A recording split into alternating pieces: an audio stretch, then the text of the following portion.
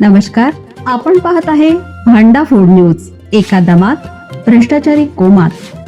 Social media, कर्जबाजारी, गुन्हेगारी, सट्टेबाजी, चोरी, मटका, जुगार, दारू, सावकारशाही, न्यायाच्या प्रतीक्षेत प्रशासन. भांडाफोड न्यूज. एका दमात भ्रष्टाचारी कोमात. टायर फुटल्यानंतर नियंत्रण सुटले, दुसऱ्या वाहनाची जोरदार धडक. सांगोल्यात हृदयद्रावक घटना.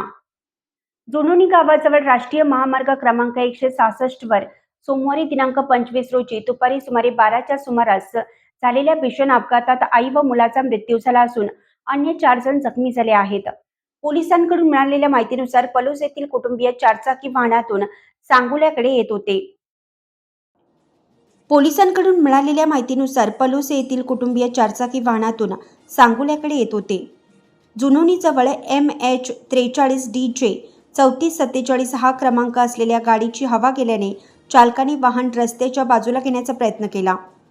त्याचवेळी पाठीमागून आलेल्या MH10DQ 0670 क्रमांकाच्या दुसऱ्या चारचाकी वाहनाची जोरदार धडक बसली.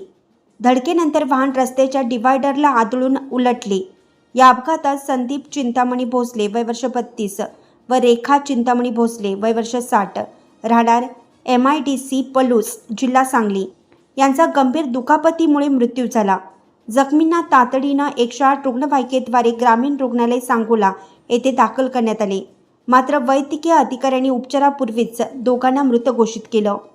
अपघातात जखमी झालेल्या अन्य 4 जणांवर सांगली येथील खासगी रुग्णालयात उपचार सुरू आहेत. या प्रकरणी सांगोला पोलीस ठाण्यात अकस्मात मृत्यूची नोंद करण्यात आली असून पोलीस उपनिरीक्षक बाळासाहेब भातुंगडे अधिक तपास करत आहेत.